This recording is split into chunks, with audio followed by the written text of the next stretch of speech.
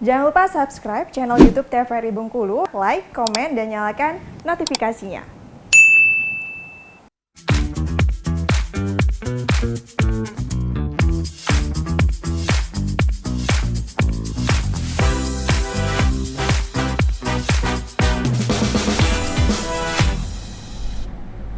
Balik lagi di Opini, obrolan pagi ini masih bersama dengan Bunda Asih selaku Ketua CESC Provinsi Bengkulu dengan tema kita membantu sesama. Nah, kalau dari CESC sendiri Bunda ini sudah menangani kasus kanker apa aja Bunda kalau di cakupan Provinsi Bengkulu ya, wilayah Provinsi Bengkulu ini? Di Bengkulu itu kebanyakan kanker serviks dan kanker payudara karena memang dokter onkologinya ada onkologi bedah umum dan onkologi kandungan yang serviks tadi ya. Cuman 2 itu. Kanker lain dia ada juga sih, tapi langsung dia dirujuk ke Jakarta. Terus pengobatannya diarahkan ke sana karena di sini dokternya belum ada yang onkologi tersebut. Nah, onkologi anak alhamdulillah lagi sekolah namanya Dokter Leni ya. Itu mungkin insya Allah 1 tahun lagi sama dengan dokter kemo.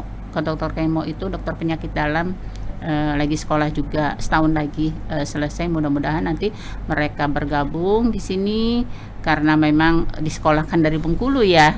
Jadi harus kembali ke Bengkulu sebagai dokter kemo itu yang dari penyakit dalam, sebagai dokter kanker anak itu yang dari spesialis anak tadi. Iya, berarti memang kalau di Bengkulu ini kan banyak rujukan ya Bunda ya, dirujuk ke Jakarta, dirujuk kemana, dirujuk ke daerah mana. Berarti memang kurang dari segi SDM dan juga alat medisnya di sini ya Bunda. Iya, selain itu dokternya juga tadi. Dokternya juga, makanya dari CESC tadi tuh mereka belajar kembali ya dokter-dokter ini ya. Iya. Terus alhamdulillah Mbak, sekarang tuh ada rumah singgah kanker anak. Di sana sudah bagus ya. Dari Lion ada, terus dari kebetulan dari Bengkulu juga ada ya, dari Dinas Sosial. Terus kemarin tuh ada rumah singgah HD ya, punya wali kota kalau nggak salah sih HD ya.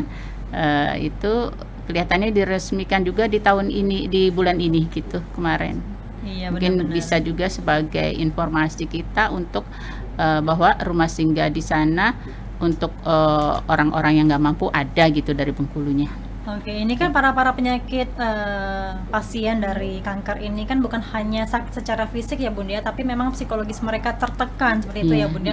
Berarti bentuk dukungan dari CESC pun ada ya Bunda ya, terkait dengan dukungan mereka agar cepat sembuh tadi ya Bun? Iya, selain kita mengedukasi, mengevaluasi, juga menginformasikan bahwa kita harus hidup cerdik ya. Cek kesehatan teratur, enyahkan asap rokok, rajin bergerak atau berolahraga, istirahat cukup, diet seimbang, kelola stres. Nah itu himbauannya. Terus pola makan juga Mbak harus diatur, jangan sampai nanti pola makan itu misalnya pola makan yang memicu kanker di ini aja. Jadi kita selain yang bukan penyintas kanker itu juga harus dijaga pola hidup bersih dan sehat, cerdik, waspada, itu harus dijaga banget. Karena apa? Tumpukan makanan-makanan yang tidak berguna di dalam tubuh itu kadang 10 tahun baru dia bereaksi Mbak. Itulah divonis cancer itu kan pertama memang ini dulu ya, bukan cancer misalnya kan ada tumor kan.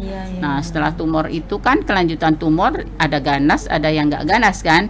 Kalau yang nggak ganas itu kan bukan cancer, kalau yang ganas itu yang dibilang cancer. Iya, berarti karena tumpukan-tumpukan mungkin makan makanan yang memang mengandung bahan kimia ya Bunda ya, dan juga ciki-ciki itu kan banyak micinnya ya Bunda. Itu 10 tahun mendatang kita kan nggak tahu ya kalau misalnya kita sering banget mengkonsumsi makanan yang tidak sehat tadi Bunda. Mungkin Bunda juga gitu ya kemarin ya. Tapi sekarang udah pola hidup sehat ya Bunda ya, alhamdulillah. Nah ini kan sebenarnya bukan cuma dari pasiennya doang yang memang depresi ya Bunda, tapi dari keluarga pun juga turut prihatin seperti itu ya Iya, Bun ya, karena kan heeh. ikut menjaga mereka, melihat Iya, mereka supaya bereaksi mereka jangan sakit. stres ya. Heeh. Biasanya kalau dari CSC sendiri Bun pernah ngalamin nggak pasien yang memang benar-benar depresi gitu ketika mereka Ada sudah Mbak. stadium akhir ya Bun ya? Ada waktu itu, tapi orangnya nggak ada ya sekarang ya, karena dia mungkin terlalu depresi dari keluarganya memilih harus nurut dia makan ini dan itu misalnya gitu kan, herbal harus gitu. Sebenarnya dianya berniat untuk benar-benar tuntas di medis. Jadi pertentangan itulah dia. Kadang-kadang dia sampai nangis-nangis, orangnya cantik loh Mbak. Iya, masih Nangis, muda waktu itu, masih Bunda? muda Mbak. Aku sampai Bunda arahkan, Bunda bantu sampai merinding sekali ya. Kata situ, ini kok keluarganya nggak mau dukung ya. Terus dia kan suaminya kebetulan perokok Mbak. Nah terus dia merokok di depan istrinya, bahkan istrinya juga kan harus menghindari kan asap Apalagi rokok setelah tadi. terkena kanker tadi ya Bunda Iya, ya. Pas jadi tadinya mau sembuh jadi tambah down ya, dipanggil sama yang di atas gitu, meninggal. Oke, berarti memang bentuk dukungan dari Keluarga keluarga juga harus ikut, ada. ya berperan ya Bun ya dalam hal itu. Iya. Karena kan kebanyakan juga mereka tuh beberapa orang ya, kita nggak sebut semuanya, lebih memilih untuk berobat secara tradisional ya Bun ya. Iya, karena Tidak malas percaya tadi. untuk medis seperti itu kan, obat-obat herbal seperti itu ya Bun ya. Iya, karena malas tadi kan, maunya yang gampang seperti Bunda dulu kan, nggak mau ini, nggak mau di ini gitu kan. Akhirnya maunya obat aja gitu kan. Iya. Nggak taunya memang barang yang ada di dalam itu kalau tidak dikeluarin kan tambah berkembang kan Mbak. Iya. Apalagi kalau kita pola makannya tadi ya tambah berkembang. Jadi memang kalau sudah dibuang tuh enak Mbak, kayaknya plong gitu. Sama dengan kalau kita menyimpan barang di dalam rumah ya, kan kadang bau ya sampai berjambur ya di situ. Nah itu kan menyebabkan ruangan tidak baik juga. Itu tubuh lah istilahnya. Iya. Sebenarnya baiknya juga nggak apa-apa kalau misalnya berobat secara herbal ya tradisional, tapi juga dibarengi dengan medis ya Bunda Iya. ya. Jadi insya Allah cepat sembuh kalau misalnya seperti itu. Sebenarnya herbal tuh hanya ini ya, hanya suplemen ya Mbak ya, hanya tambahan. Kita aja padahal sih nggak usah herbalan ya Mbak. Misalnya kita banyak makan sayur, buah, terus banyak gerak, berolahraga, sebenarnya istirahat cukup kan, sebenarnya di situ cukup. Nggak usah pakai herbal kan mahal ya. Iya, belum Duitnya lagi habis. mereka percaya dengan orang-orang pintar tadi Iya, Bun ya. duitnya Untuk habis mereka- masih aja kan, Iya, terkenanya duitnya lebih habis, masih parah. aja terkena gitu kan. Tapi untuk mereka-mereka ini kan kebanyakan yang datang itu dari stadium akhir ya Bun ya. Sebenarnya yang menyebabkan mereka itu Malas. malas untuk datang, tiba-tiba sudah besar, tiba-tiba sudah stadium akhir, itu karena apa sih Bun? Iya. Karena malu terkena penyakit kanker, atau karena fasilitas di Bengkulu ini memang belum memadai, atau gimana tuh Bun? Mungkin dua-duanya ya Mbak. Iya. Nah karena apa? Karena memang kalau kita malas kan katanya, nggak usah lah ke situ, nanti banyak biayanya kan gitu ya. Satu, keduanya keluarga tidak mendukung, jangan, nggak usah lah ke situ, ini aja dulu dicoba kan gitu. Kalau nggak itu di situ tuh ada orang pinter gitu kan, gitu ya, istilahnya alternatif ya. Nah jadi yang kayak gitu tuh itulah yang menghambat tadi ya Mbak. Jadi kadang-kadang tuh kita sudah istilahnya tuh sudah sebenarnya tuh harus cepat ditindak, ternyata kan ditunda-tunda, itu kan lebih berbahaya lagi. Iya, apalagi kan jika sudah stadium akhir ya Bun ya, Iya. stadium 3 dan 4 itu masih bisa sembuh tuh Bun, atau gimana tuh Bun? Sebenarnya masih bisa sembuh ya. Cancer tuh sebenarnya bukan mematikan ya Mbak Iya. ya. Kalau kitanya memang rutin perawatannya, terus dijaga pola hidup Hidup bersih yang dan sehat, cerdik dan waspadanya tadi ya, itu sebenarnya bisa hilang sama sekali. Apalagi kalau kita banyak gerak ya, olahraga. Makanya kan sebenarnya kalau Bunda kan dulu memang udah stop ya olahraganya, jadi mungkin itulah numpuk ya penyakitnya mungkin ya. Nah sekarang alhamdulillah dengan kegiatan-kegiatan ini kita bisa berbagi dengan teman-teman bahwa kita tuh harus terarah selain beribadah ya. Jadi kalau bisa kita selamat dunia akhirat ya Mbak.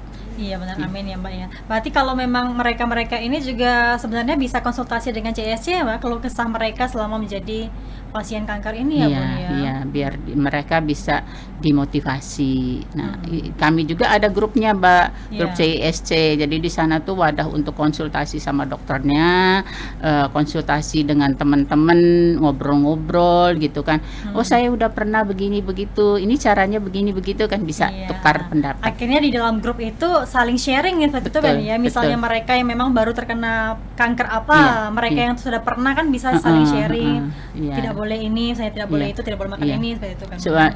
Begitupun misalnya kita hasil seminar atau hasil apa tuh di-share juga di situ Mbak. Jadi sekalian mereka tahu bahwa oh iya begini. Kadang-kadang terima kasih infonya gitu kan gitu. Iya, tapi kalau Bunda kemarin itu sudah stadium berapa Bunda waktu pengecekan? Sebenarnya grade 2 Mbak, Heeh. tapi stadiumnya 3. Tapi alhamdulillah waktu itu Bunda teratur ya, meskipun Bunda harus banyak sih keluarga di sana ya, adik-adik kakak di sana. Tapi Bunda nggak mau merepotkan ya, karena tinggalnya memang di Bengkulu. Iya. Jadi di sana Bunda ngekos. Alhamdulillah dekat dengan Darmais ya, dekat sekali.